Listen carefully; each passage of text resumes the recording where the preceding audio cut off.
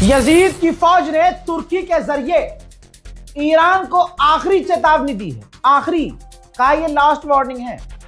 तुर्की के जरिए अरब देशों ने ईरान को कहा है कि अरबों को निशाना बंद करो, अरब पर हमला, गल्फ पर हमला बंद करो, वरना अब हम रिटेलिएट कर देंगे, अब हम जवाबी कार्रवाई कर देंगे। इधर अरब देश तो ये सब प्लान कर रहे थे कि ईरान को लास्ट वार्निंग देंगे, अब इधर धमकी दी उन्होंने, उधर क्या देखा, अरे डिमोना को पेल दिया ईरान ने। अरे अरबों को अभी भी समझ में नहीं आ रहा है, तौबा की माफी है, तौबा कर लो, माफ कर देगा ईरान। और अभी भी सिरात मुस्तकीम पे आ जाओ भाई, जो मुसलमान हैं उनके हो जाओ, और जो तुम्हारे दुश्मन, इस्लाम के दुश्मन, उसके खिलाफ हो जाओ। और ईरान कुछ कह ही नहीं रहा है कि तुम दीन में बदलाव करो, तुम अपनी मेंटालिटी बदलो, तुम अपना दीन बदलो, अपना नेचर बदलो। नहीं, ईरान सिर्फ इतना कह रहा है कि दुश्मन को अपने यहां से निकाल दो, अपनी जमीन से दुश्मन को निकाल दो, ठीक है। लेकिन ये अरब को समझ में नहीं आ रहा है, क्योंकि अरबों को मालूम है, जो अरब के बादशाह, जिनकी बादशाहत सालों साल से चल रही है ना, वो इसलिए चल रही है क्योंकि अमेरिका और इजराइल की लॉबी इन्हें चला रहे हैं।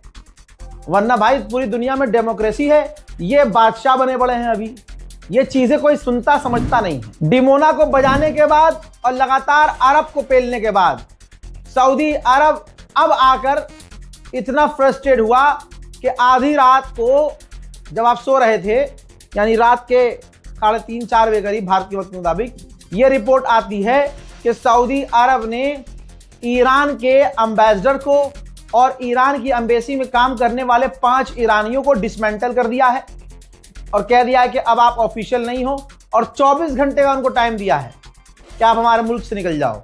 तो यानी कतर के बाद अब सऊदी अरब ने भी ईरान से रिश्ते तोड़ लिए हैं। मेरे दोस्तों, बताना चाहूंगा, अगर कोई पाकिस्तानी इस गलतफहमी में है कि तुम्हारा पाकिस्तान और तुम्हारे पाकिस्तान की सरकार ईरान के साथ है, तो आकर 2 घूंट मेरा पेशाब पी लो, तुम्हारी यही औकात है।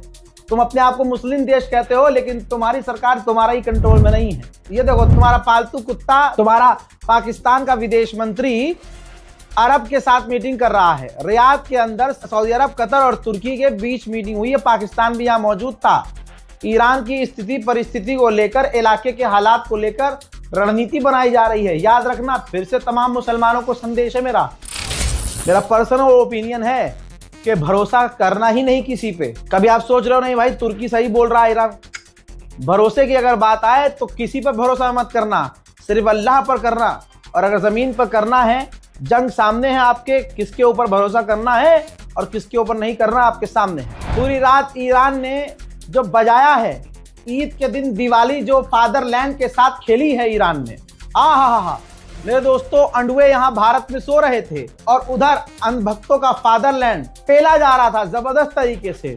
डिमोना साइट को ईरान ने जो हिट किया और फादरलैंड के डिफेंस सिस्टम फेल हुए, पता नहीं मोदी सरकार उनको क्यों नहीं कह रही है, आप हमारे फादरलैंड हो। अरे गोबर उपला लपेट लिया करो, ऐसे गोबर में लेट जाया करो, तो मिसाइल ऐसे ऐसे आती हुई देखेगी, गोबर में लेटे हो तुम तो वापस चली जाएगी। डिफेंस सिस्टम, टेक्नोलॉजिया, गोप गोप गोप। माजरत, बहुत कंट्रोल कर रहा था, निकल गया। अब मेरे दोस्तों, जो अपडेट आ रहा है वो ये कि डिमोना को रात भर बजाया है, इजराइल के डिमोना साइट को ईरान ने रात भर बजाया है और तमाम लगभग मिसाइलें गिरी हैं। अब पता है क्या हुआ है, 50 यहूदी कम से कम घायल हुए हैं। ये इजराइल ने एक्सेप्ट किया है। अब जरा सोचें, अगर दुश्मन मान रहा है कि 50 लोग घायल हैं हमारे, तो कितने मारे गए होंगे और कितने घायल होंगे, कितनी बातें छुपा रहा होगा इजराइल। डिमोना की कुछ नई तस्वीरें हैं, दिल पर मरहम की तरह काम कर रही है, देखिए। कितनी बेरहम से मारा है हराम काटों ने, ऐसी ऐसी जगह मारा है जहाँ मारते हुए आदमी को शर्म आए। वहाँ पूरे बदन के नट बोल्ट ढीले कर दिए मेरे। ये घर अपने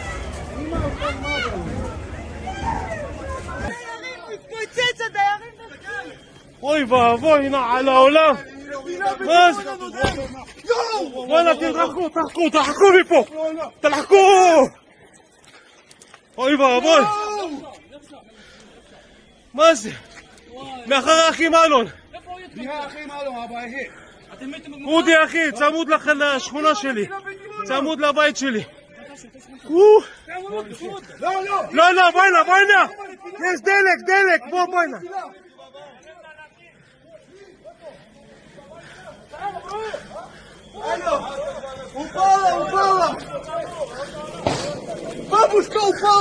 בוא'נה, יש נקודים בתוך הבית!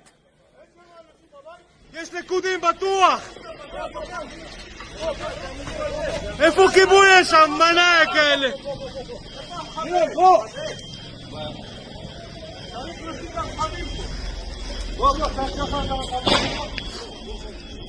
תרחקו, חבר'ה! पूरी तरह से इजराइल का डिफेंस सिस्टम फेल हो गया। हैदर के लाल ऐसे लड़ते हैं, पूरी दुनिया की ताकत एक तरफ और ईरान की ताकत एक तरफ।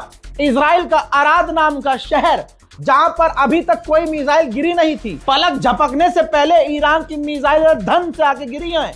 ऐसा लग रहा है जाफर जिन मिसाइल अपने हाथों से पकड़ के धबाधब गिरा रहे हैं। भैया देखिए अराद।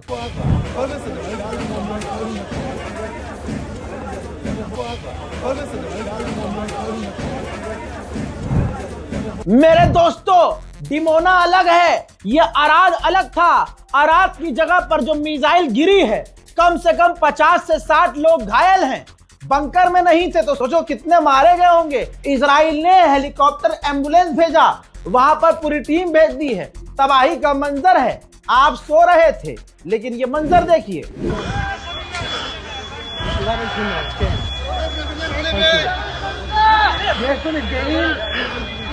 בערד בניין בוער, הבניין התחיל לבעור.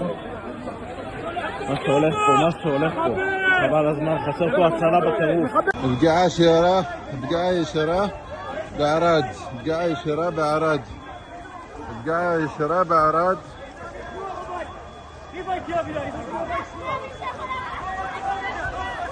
ערד ישראל, פגיעה ישירה, כל עולה באש. זירת הנפילה. נפילה בערד ברחוב סימון, ליד שרגור וליד כל המרכזים. וואו, איזה נפילה יש פה.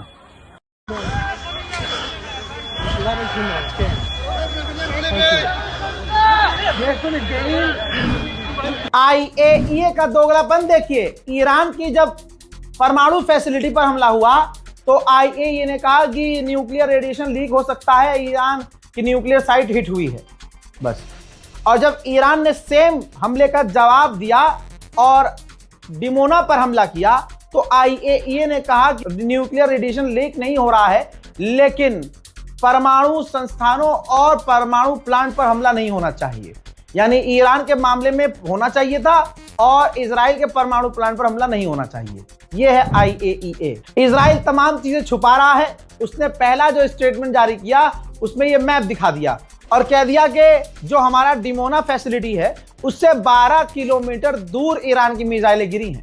बहरहाल कहने वाले ये कह रहे हैं और सोशल मीडिया पर ये बातें चल रही हैं कि अबे सुअर गिरा तो सही, गिरा ना मिसाइल, तुम्हारे डिफेंस सिस्टम फेल हुए ना। जब 12 किलोमीटर दूर मिसाइल गिर सकती है ईरान की, तो 12 किलोमीटर आगे अगर गिर जाएगी बिल्कुल सटीक जगह पर, फिर क्या करोगे तुम? हजरात, अभी मेरे पास ये नाम क्लियर नहीं हुआ कि ईरान ने डिमोना और ये दूसरी जगह पर इजराइल के जो मिसाइल दागी है, जो पलक झपकने से पहले पहुंची है, बूम, ये कौन सी मिसाइल थी? इसका नाम सामने नहीं आया है, लेकिन कहा जा रहा है ये क्लस्टर मिसाइल नहीं थी और इसकी स्पीड भी आवाज से कई गुना ज्यादा थी। यानी इतनी देर में मेरी आवाज माइक तक नहीं पहुंच रही है जितनी देर में मिसाइल पहुंच जाए। तो यानी ईरान ने सच कहा था, अब हमने अपने नए हथियार निकाले हैं। जब दुश्मन थक कर हगने लगे हैं, हाँफने लगे हैं, तो ईरान ने कहा है कि मुन्ना गेम अभी शुरू हुआ।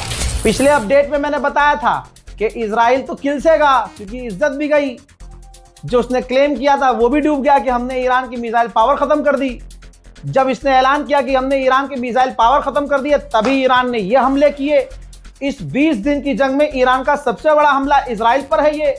तो बौखलाहट में इजराइल ने आकर कराज, इस्फहान, तेहरान, कुम सब जगह बड़े हमले शुरू कर दिए हैं। लेकिन इंशाल्लाह ईरान का कोई तो प्लान होगा। भाई साहब, ईद मना रहा ईरान। किसी ने कहा था उत्तम नगर में खून की होली खेलेंगे, ईरान सीरियस ले गया। ईरान कह रहा अच्छा हम खेलेंगे यहाँ मिडिल ईस्ट में खून की होली। ये देखो ईरान ने अब दोहा को धमकी दे दी।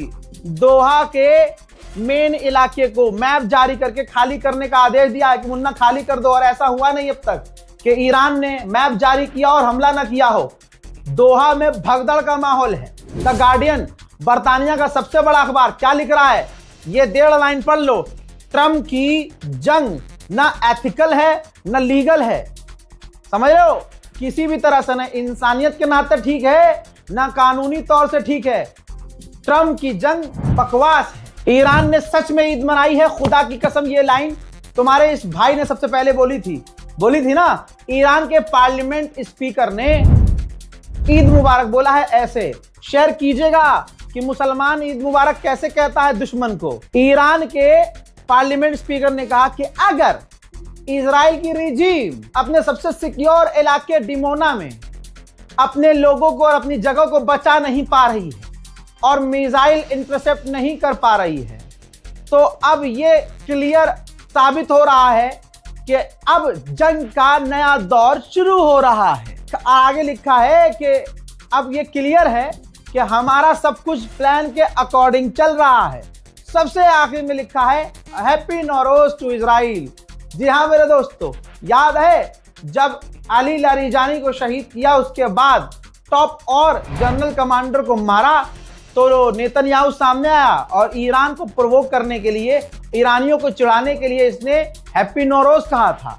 ईरान ने सीरियस ले लिया भाई और डिमोना हिला दिया, इनका पूरे कूले हिला दिए और फिर कहा हैप्पी नौरोज। ईरान के कमांडर खेल रहे हैं भाई, मजा आ गया। ईरान के कमांडर ने कहा, जो मिडिल ईस्ट खबर मेरी बहुत पहले से देखते हैं उनको ये समझ में आएगा, बाकी वो समझ नहीं आएगा। ईरानियन कमांडर ने कहा कि जो यूरोपीय यूनियन अपना ग्रीनलैंड अमेरिका से नहीं बचा पा रहे हैं, जो कब्जा करने की बातें कर रहा है, वो यूरोपीय यूनियन हमसे मदद मांग सकता है। اتحادیه اروپا را اول تهدید کرد، بعد التماس کرد، امروز گفته اگه نیاید ما میایم گرینلند را میگیریم. من میخوام به اتحادیه اروپا بگم اگر نمیتونی گرینلندت حفظ بکنی درخواست بکن، ما میام حفظش. गोदी मीडिया अगले 24 घंटे किस खबर को बढ़ा चढ़ाकर बताएगा जान लीजिए। मैं सायरन नहीं बजा रहा हूं, बजा सकता हूं लेकिन बजाऊंगा नहीं गोदी मीडिया की तरह। यहां से फाइटर जेट पे निकाल सकता हूं, नहीं निकालूंगा। मेरे दोस्तों अगले 24 घंटे तक मोदी के आगे ईरान ने रखी शर्त, मोदी के आगे गिड़गिड़ाए पेजिशकियान।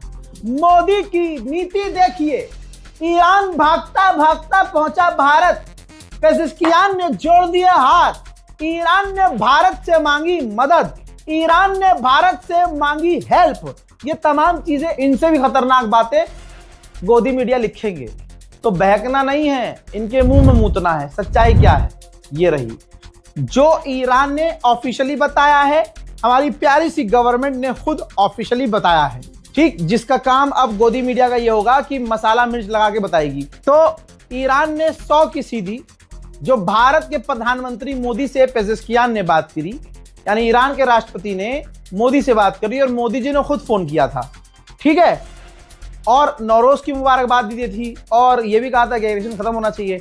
ईरान का पक्ष सामने आया कि ईरान ने क्या कहा था। ईरान ने साफ तौर से कहा था मोदी जी से, यानी ईरान के राष्ट्रपति ने, कि हम जंग बंदी को तैयार हैं लेकिन हमें गारंटी चाहिए परमानेंट सीज फायर की, परमानेंट जंग बंदी की। यह नहीं होना चाहिए कि तुमने अपनी मर्जी से जंग शुरू कर दी और अपनी मर्जी से खत्म कर दी। परमानेंट गारंटी चाहिए, सॉल्यूशन परमानेंट होना चाहिए।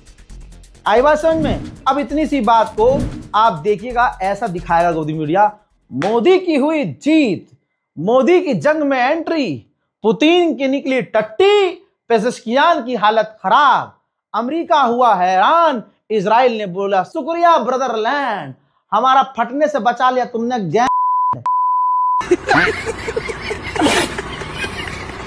रिपोर्ट को शेयर कीजिए, दुआओं में याद रखिए। जय हिंद।